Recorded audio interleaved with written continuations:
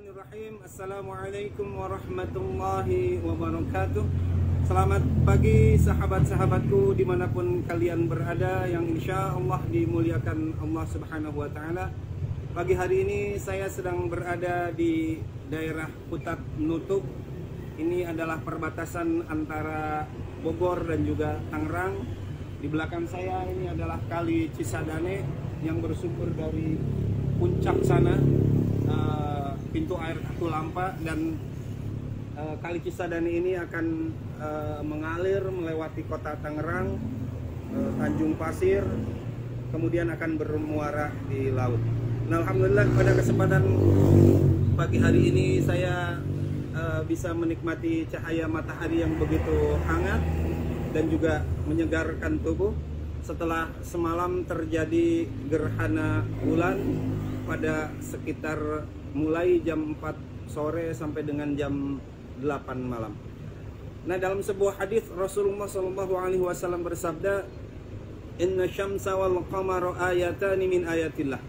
Bahwa sesungguhnya matahari dan juga bulan adalah dua tanda di antara tanda-tanda kekuasaan Allah Subhanahu wa taala. La yankhasifani limauti ahadin wala li hayati. Gerhana matahari ataupun gerhana bulan tidak terjadi oleh karena hidupnya seseorang, oleh karena lahirnya seseorang atau matinya seseorang. Fa idza ra'aitum dzalik, kata Rasul, ketika kalian melihat gerhana bulan ataupun juga matahari, fadhkurullaha, maka yang pertama harus kita lakukan adalah mengingat Allah Subhanahu wa taala. Dalam kalimat lain, fad'ullaha, banyaklah berdoa kepada Allah Subhanahu wa taala. Wa kabbaru, kemudian yang kedua, banyaklah bertakbir mengagungkan Allah Subhanahu wa taala. Wa sallu, kemudian hal yang ketiga, salatlah gerhana atau salat khusyuk. Wa tasaddaqu, kemudian yang keempat adalah bersedekahlah. Jadi ada 4 hal yang harus kita lakukan ketika kita sedang mengalami gerhana seperti pada malam hari tadi ya.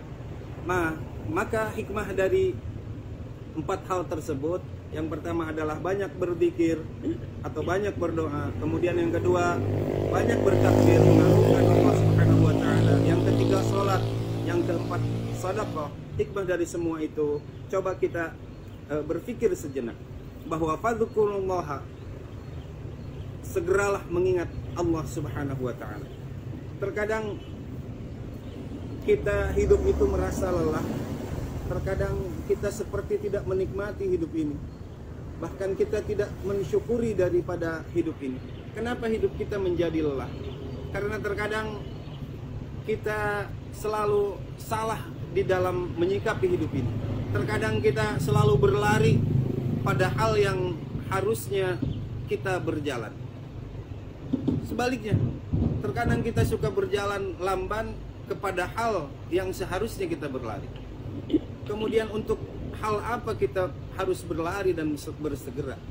Allah Subhanahu wa taala berfirman di dalam Al-Qur'an surah Al-Imran ayat 133, "Wasari'u ila maghfiratin mir rabbikum."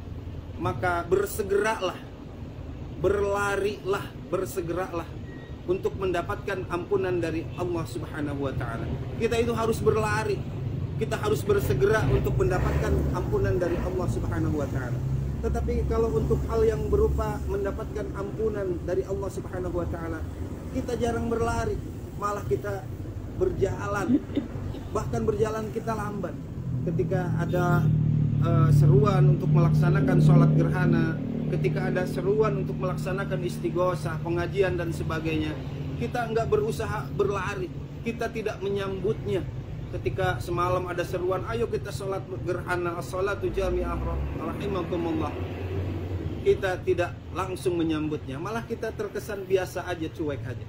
Sementara ketika kepada hal yang di depannya ada urusan dunia, ada uang, orientasinya adalah uang, maka kita bersegera, bahkan kita berlari. Maka mungkin hal itu yang membuat hidup kita menjadi capek, hidup kita menjadi lelah. Kemudian yang membuat hidup kita lelah adalah terkadang kita berjalan lamban, padahal seharusnya kita berlari. Allah Subhanahu wa taala berfirman di dalam Al-Qur'an surah Al-Jumu'ah, "Ya ayyuhalladzina amanu idza nudiya lis-sholati min yaumil jumu'ah fas'au ila dzikrillahi wa dzarul bai'." Wahai orang yang beriman, ketika kalian diseru untuk melaksanakan sholat, di dalam surah Al-Jumu'ah adalah sholat Jum'ah, fas'au, maka berlarilah, cepat-cepatlah kalian, fas'au ila dzikrillah, untuk mengingat Allah Subhanahu wa taala, wa dzarul bai', dan tinggalkanlah jual beli. Tetapi terkadang ketika adzan terdengar oleh kita, kita sedang sibuk bekerja, atau bahkan kita sedang duduk, sedang santai pun kita tidak merespon panggilan Allah Subhanahu wa taala, padahal seharusnya itu kita harus cepat berlari secepat mungkin untuk memenuhi panggilan Allah Subhanahu wa taala. Itu makanya kita jadi capek hidupnya. Kemudian di dalam Al-Qur'an juga Allah Subhanahu wa taala firmankan, fastabiqul khairat, maka berlomba-lombalah untuk berbuat kebaikan. Tetapi terkadang kita sering tidak berlomba untuk berbuat kebaikan. Malah kita terkesan, lah biarinlah, udah banyak ini orang yang berbuat baik, ya udah kita nggak usah. Tetapi kepada hal yang seharusnya kita mengabaikannya, cuek aja, biasa aja, kita malah terlebih memperhatikannya.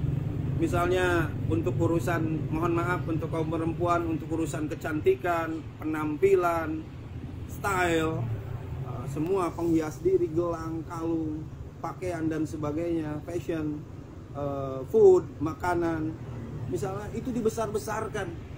Itu seperti kita berlomba-lomba ingin terlihat oleh orang lain. Sementara kepada hal yang semestinya berlomba-lomba, yaitu berbuat kebaikan, itu kita sering cuek. Makanya hidup kita itu jadi lelah, hidup kita itu jadi capek. Karena yang seharusnya kita berlari malah berjalan lambat, yang seharusnya kita berlomba-lomba kita malah cuek. Padahal untuk urusan rezeki, Allah Subhanahu wa taala di dalam Al-Qur'an berfirman bahwa bumi ini diciptakan wasi'ah, sangat luas, dan begitu mudah untuk kalian jalani. Itu berarti ketika kita mencari rezeki, maka santailah bahwa rezeki itu memang wa ma min dabbatin fil ardi illa 'ala Allahi rizquha. Semua makhluk yang ada di bumi ini telah Allah berikan rezekinya. Ya seperti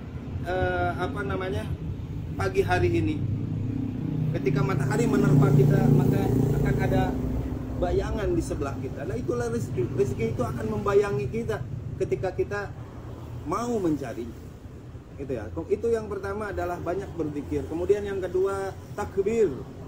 Takbir adalah mengagungkan Allah Subhanahu wa taala, bahwa betapa kecil kita di hadapan Allah Subhanahu wa taala.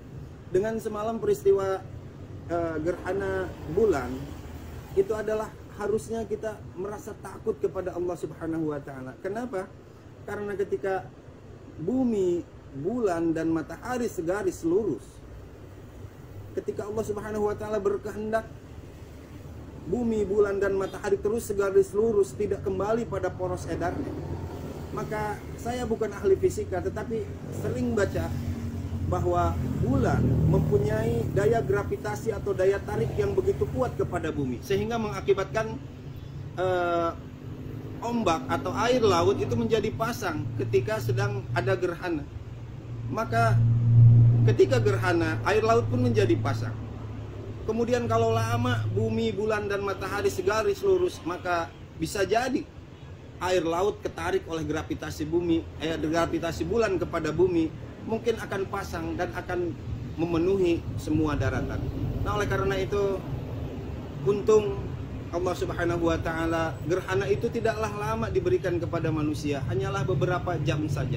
Coba kalau sampai sehari, 2 hari, seminggu, sebulan, 2 bulan, mungkin akan terjadi bencana kepada kita. Itulah hikmah dari kita banyak berzikir, bertakbir ketika gerhana. Kemudian yang ketiga adalah sholat gerhana.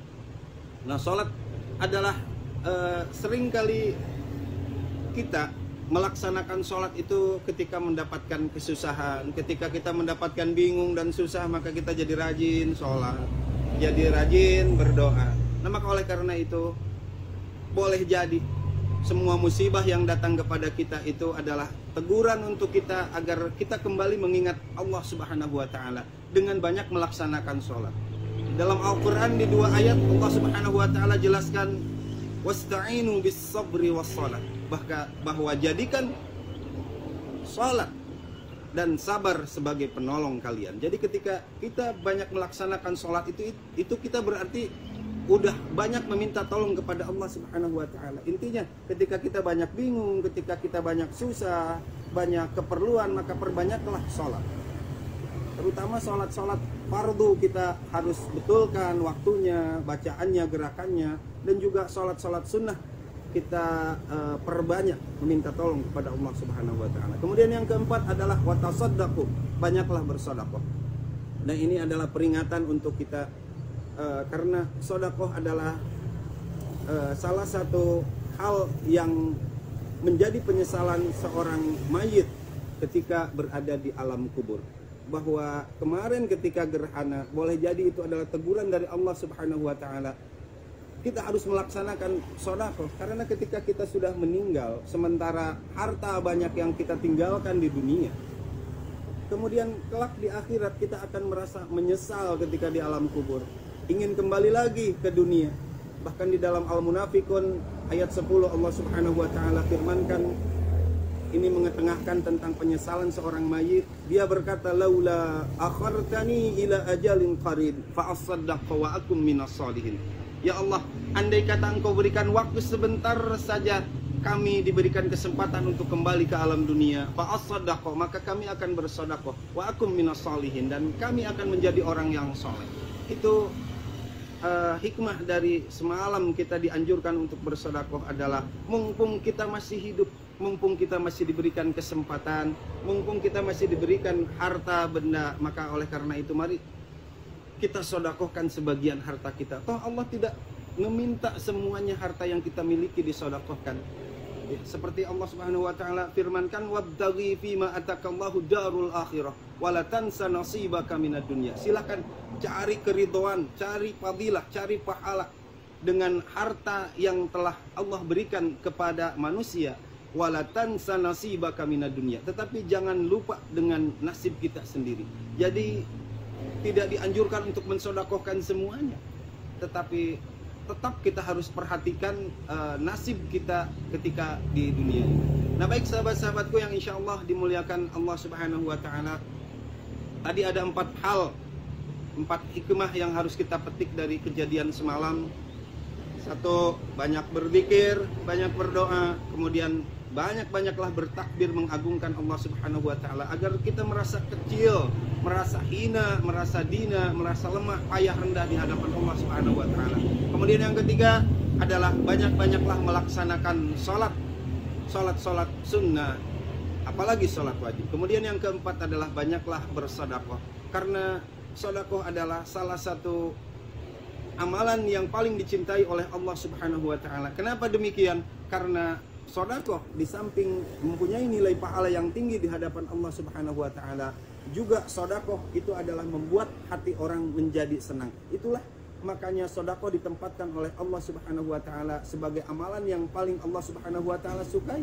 Karena sholat, puasa, naik haji dan sebagainya itu pahalanya hanya untuk yang melakukannya saja, sedangkan tidak ada dampak untuk orang lain. Tetapi sedekah di samping orang yang melaksanakan sedekah mendapatkan pahala yang tinggi, tetapi juga menyenangkan orang lain. Nah, itulah keunggulan dari sedekah. Maka oleh karena itu, dalam kesempatan yang baik ini di pagi hari yang cerah, mari para sahabat-sahabatku dimanapun kalian berada, kita laksanakan terus 4 hal, 4 anjuran Rasul tersebut, agar kita hidup tidak capek, agar kita hidup tidak lelah di dunia ini. Mungkin itu saja yang dapat saya sampaikan. Wal afwa minkum, hadanallah wa iyyakum ajma'in, dari kawasan Cisadane, Putak Nutuk, perbatasan antara Bogor dan juga Tangerang. Saya mengucapkan selamat pagi. Wassalamualaikum warahmatullahi wabarakatuh.